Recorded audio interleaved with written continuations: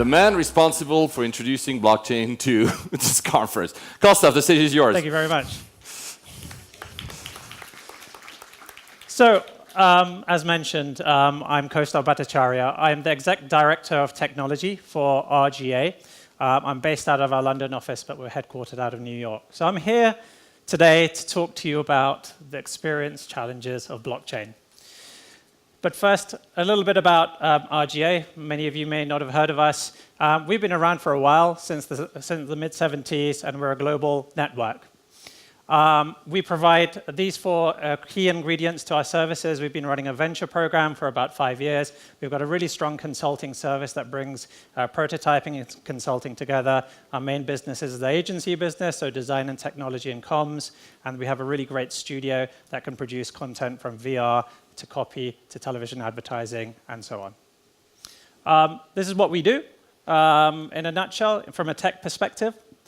And most of our technology services are based out of Romania in Bucharest, where my team is based. A bunch of our clients. So we've been working with some really interesting clients over the last couple of years. Quite a few fintech companies out there who have been looking at blockchain solutions themselves.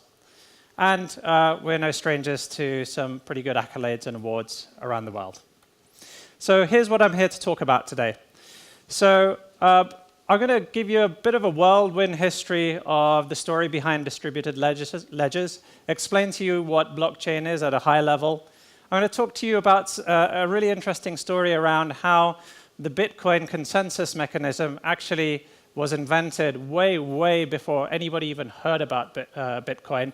And then I'll go into some really interesting examples of blockchain user experience. And then a little bit towards the end about anyone in the audience who might be interested in coding some of this stuff, how you can get into it, even if you're not a developer, even if you haven't touched a single line of code. There's some really interesting, easy ways of getting into developing code, such as smart contracts. So first, let's talk about distributed ledgers. So blockchain and cryptocurrencies are the key ingredients of distributed ledgers. They're the key technologies.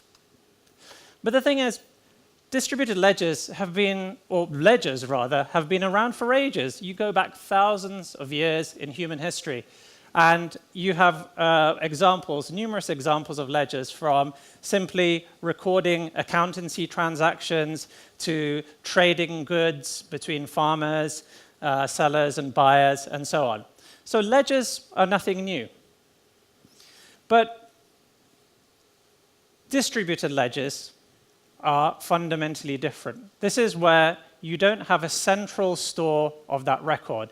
That scribe who wrote down that transaction all those thousands of years ago in that paper parchment book, it's no longer centralized like that. You're now distributing your transaction across multiple people. So let's say all of you in this room are participating in a distributed ledger system. You don't just own the ledger, but all of you in this audience hold a duplicate copy of that ledger.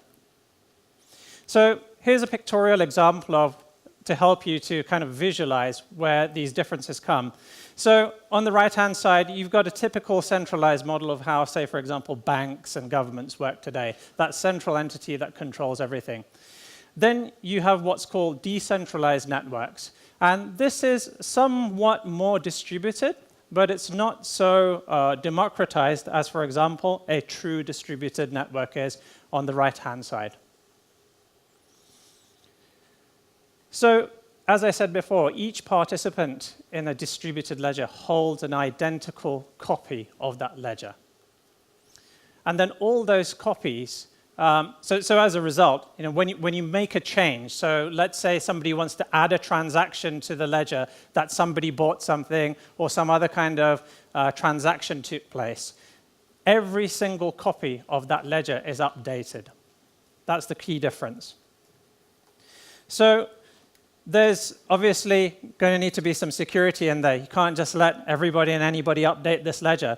So using cryptographic keys and signatures, we control access and permission to this distributed ledger. So that's a very high-level summary of distributed ledgers. So now let's move on to blockchain. So blockchains are effectively transactions that are linked together through cryptographic hash functions. In other words, this is how you associate the primary first record that's ever been recorded on a blockchain, for example, the Bitcoin blockchain, and then you link it to the next record, and to the next record, and to the next record into a chain. And by using these cryptographic hash functions, you ensure integrity of your data, that it hasn't been manipulated and it hasn't been changed by somebody who's trying to fix the system, so to speak. You've got two types of blockchains out there. Now, the majority of you have probably heard about Ethereum, Bitcoin, and the numerous other tokens that are out there. Most of them are known as public blockchains. This is where you have anybody out here in the audience or in the world, they can pretty much all participate in that blockchain. Then you have permission. So permission blockchains are fundamentally different. These are systems where you have incentive mechanisms to control people's behaviors or the participants' behaviors. This is typically done through agreed contracts between third parties. So let's say you have a global organization transacting with 20 other organizations around the world. They can run a private blockchain within their own network because they've been dealing with each other for years. They've got contractual agreements to make sure that what they do in terms of the transactions that they carried out are following certain rules and regulations. So on a public blockchain, the people who actually do the processing to actually ensure that data that's getting saved onto the blockchain is truthful are known as miners.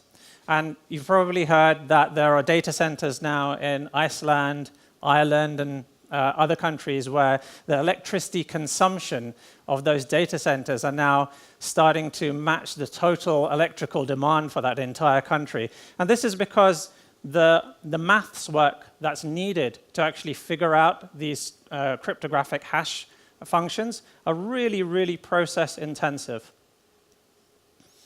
So a lot of organizations move onto a private permission blockchain that act more within a trusted environment. And this, by its very nature, is less processor intensive. So one of the issues is around security. So this is where the story really starts to get interesting. It's how do you actually figure out whether somebody in this audience is trustworthy or not, or whether they're actually trying to fix a record or fix the system? So participants typically in a private network are known and vetted. But when you're in a public blockchain, you really need to find a way of reaching consensus. So reaching consensus is really, really important, right? So we want to ensure that the public trust is kept. So this problem was huge, and it was an idea that was investigated back in the early 90s.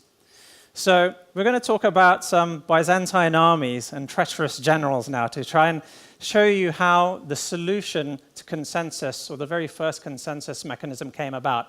So Lamport, Shostak, and Peace worked on this back in 1982. So the whole notion of consensus has been looked into for quite a while. So let me paint a picture for you. You've got a group of Byzantine generals and their armies swarming around the city, and they're trying to figure out, should they attack or should they retreat? And they all need to come to that decision together, and otherwise they can't move. So how do they pass these messages to each other? Well, through messengers. So you have a decision to attack or to retreat at the same time, and these messengers are passing these messages around. But what happens if one of those army generals is a traitor?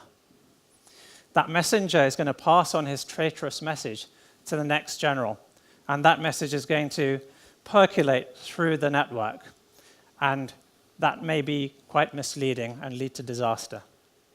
So these other generals need to come to an agreement. And how do they do that? So this was the key problem that was investigated back in '82. So you can think of the army generals as the nodes on the network, on your blockchain network. You can think of the traitor as one of those malicious nodes on the network that's trying to fix some kind of transaction or change a record from days ago, months ago, or years ago. And the messengers are the communication channels between the generals. And that on the blockchain is the network. It's the communication network. So that problem was finally solved from a technical perspective in 1999. And they came up with this sexy title, Practical Byzantine Fault Tolerance, or BPFT. So there's a bit of history on blockchain. So now I'm going to talk to you about the blockchain user experience. So I think for me, one of the big issues is, blockchain really has a relatability challenge, right? How many of you out there have heard all of these tech buzz phrases practically every single day, right? In whatever news site you're reading, whether it's sort of common news sites or technical journals and so on. It's all very technical, it's full of jargon, it's full of miscommunication. So there's this real big relatability challenge out there. The vast majority of people really don't know what all this blockchain stuff is about. And hence, it's a big barrier to actually getting into the masses, for the masses to adopt these emerging technologies and solutions that are based on blockchain. So I think, for me, one of the real key things that we do at RGA, and I think generally the industry really needs, is to really start to look at this challenge of mass adoption by the public of blockchain solutions through a human-centered design thinking lens. And one of the key things for me is that initial thought process of why are you actually creating something in the first place? When you thought that through, you really got to make it low friction. You got to allow people who don't know anything about blockchain and probably don't even care about blockchain to onboard on that experience seamlessly and get stuff done. You need to focus on reductive simplicity, which really removes the clutter and really focuses on the task at hand. And that ultimately comes down to good UX and UI design. And that's not, belittling all the foundational technical work that's going on with the Bitcoin protocols or with whatever blockchain system you care to deal with. That all needs to be there. But without the good human-centered design thinking behind it, all of that technology, I feel, will go to waste. So here's a quote for you that I found really interesting. So amid all the hype around Bitcoin and altcoin values and the excitement of decentralized systems, a major component of modern product development is often overlooked. Understand what people want. And one other quote. So mass adoption of blockchain will be a design problem, not a technology problem. That's what I was saying earlier. So here are 4 design principles I think are really key to making blockchain solutions successful. You need to understand that problem you're solving and who you're solving it for and why. Without thinking about that first and foremost, any technology out there that's blockchain related is just going to not get the ear or the mind space of the masses out there that really need to adopt it to make it successful. You've got to validate those ideas. You've got to go out to the market. You've got to send your people out to the audience, out to the streets, to your friends, to your companies, to your partners, and actually test these ideas out in the wild and get real feedback. You need to build up the empathy with the user and iterate rapidly. There's so many companies who are fixated on their idea. They publish their white paper, they issue their ICO, and off they go. But we know from various organizations and research out there that roughly around 60% of ICOs today are fraudulent. 60%. So, design principle 2. You've got to build in trust. So there was an interesting piece of work done by the Nielsen Group that says that to build trust, you have to have design quality. So that upfront disclosure of information without hiding things behind the scenes. And you've got to have that sort of compelling, comprehensive content that really attracts people into your solution and keeps them there and makes those solutions sticky. And then, from there, you connect to the rest of the web, the rest of the people out there, word of mouth starts to flow. Principle 3 is design for understanding. So how much blockchain technology do everyday users really need to understand today, right? Seriously, I mean, do you need to understand that a house purchasing system online or a loyalty platform online runs on blockchain? No. What's really important is that you as a user, as a consumer of these solutions out there, truly understand what the experience is about, what you get out of it, and whether or not you should be participating in that experience. And blockchain might as well just be in the background. Design principle 4. So you got to design to stand out. I see this countless times, over and over again. Banks are a classic example of this. They often try to move a bricks and mortar experience from the physical world and put it into a tiny little screen or your laptop. But for what end? So you really need to focus on the design, make it stand out, and provide the users with an intuitive user experience. And that's what's going to help you compete in the market out there. So I'm going to show you through a couple of really great examples. I use all of these solutions myself on a daily basis, and I really find that they're fantastic in terms of design. So I don't know if anyone's heard of Kolu. So Kolu is a solution that helps to create an economy for local businesses. One of the biggest problems for local businesses is using standard payment rails. There are a lot of transaction fees between the point of purchase and the business actually receiving the money. This is quite often, it doesn't happen so much these days, but you still find restaurants or bars or other places where they say minimum transaction amount more than $10. And if it's less than that, they'll add an extra 50 cents on top or something like that to cover their costs. Kolu actually gets around that. So I'm from the UK, so I load British pounds into my Kolu wallet. And then there are roughly about, currently roughly about 50 to 60 organizations, businesses and shops around where I work in East London that participate in this wallet solution. And I can tap and pay in store. It's a direct peer-to-peer transaction. It's bypassing the bank completely. And then those businesses offload that money from the Kolu wallet into their bank accounts on a frequent basis, say once a month or once every week. So that's helping them avoid that transaction cost for every single time a customer goes in and taps their credit card. Earn is awesome.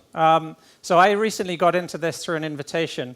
So one of the key things around Earn is helping to raise money for charities, but doing it in a really, really interesting way. So as a member of Earn, I can now ask my network to ask me questions, but in order for them to receive an answer, they've got to pay a fee. So as a low point of entry, I chose to go with a $1 fee just to see what would happen and who would send me questions. The critical thing here with Earn is that every time I decide to answer a question, that's when the person asking the question to me gets charged that $1. So you can ask as many questions as you like, but as long as I don't answer them, it's not costing you anything. But once I do answer that question, that $1 comes into my wallet. And then as part of the sign-up process of Earn, it asks you which charity or which good cause do you want to donate that money to. So 100% of all the money that I earn through Earn is donated to my chosen charity. So from a user experience perspective, for me, this is a really awesome experience because nothing in this experience asks me for a Ethereum key or a Bitcoin key, yet in the back end, all of this is based upon blockchain. Mycelia. So Imogen Heap is well known for her quest to democratize the creative industry. Started off with the music industry and has now branched out to many different areas now. So with Mycelia, you have a digital passport, which effectively gives you a set of verified creative metadata. It's for artists, and it's accessible by businesses. And using smart contracts that are both critically human-readable and machine-readable, you get a much more democratized distribution of funds. So artists get paid fairly, businesses get a fair split of the money, and you start to have more of a one-to-one, peer-to-peer relationship between artists and businesses, and so forth. There's some really interesting hackathons these guys run on quite a regular basis. They're all over the world, in the US, Europe, and further afield. And if any of you are interested, I really urge you to check out Mycelia, Imogen Heap's business, and participate if you can. Sovereign. So this is, I think, a problem that every single one of you in the room face today. I bet every single one of you at least have 3 or 4 more pieces of identity in your wallet right now to do various things, to prove that you have a driving license, you have a passport, you have various other forms of national identity, and so on. And in order to get all of that national identity or that driving license or whatever it might be, that document, you have to part with so much information. It happens every day when you're online. You sign up for 2 or 3 services a day, and each one is asking you for information constantly. It's a constantly open tap of information flow that never seems to close. So Sovereign is a solution that is a blockchain-based solution that provides a self-sovereign identity for each one of you individually out there in the audience and the rest of the world. Using Sovereign and other similar platforms, you can build up a distributed, secure identity for yourself, and then you choose, as the holder of that information, what you want to actually part with when you sign up for various services that support this identity platform. It's a really powerful idea, and I think there are many organizations out there that are doing similar things.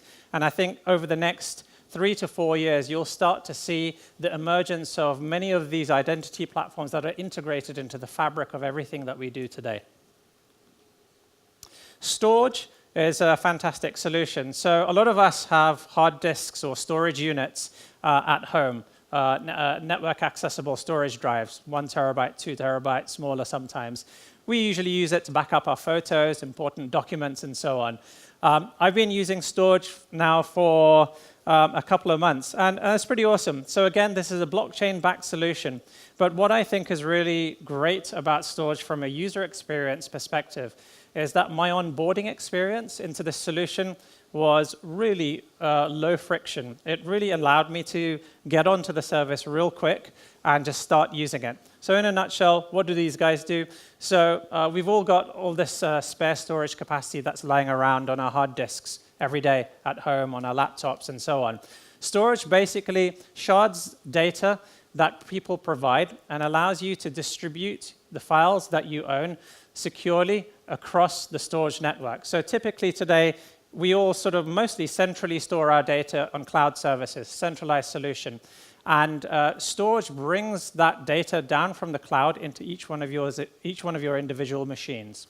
The file, so let's say it's a 20 gig file, gets split into these data shards, is encrypted securely, and then on your computer, on your computer, on your computer, on your computer over there, a little chunk of that file is stored. And then when it's retrieved, it's called back, and it's securely verified from across the network. So I'd like to close off by talking about how to code for distributed applications. So this is an area that I've been working on for quite a few years now. At RGA, we develop for our clients distributed applications based on blockchain. But a lot of people ask me, so these smart contracts, all this blockchain stuff, how do I get my head around it? I did a bit of coding a couple of years ago. I can do a bit of JavaScript. But how do I create these magical smart contracts? So my recommendation to you would be to get into crypto zombies. So crypto zombies is a fantastic solution. It allows you to create a game based on a zombie invasion, create your own zombie characters, all based on the Ethereum blockchain. The programming language that you will learn is called Solidity, and it's the basic building blocks of programming a game in crypto zombies. As I said, you don't need any programming experience whatsoever. You can be a complete newbie with not having touched any code at all. And you can get into this pretty quickly. I've seen a colleague who created his first smart contract in under 4 days. and she had not touched a single piece of code in her entire career. So I highly recommend it.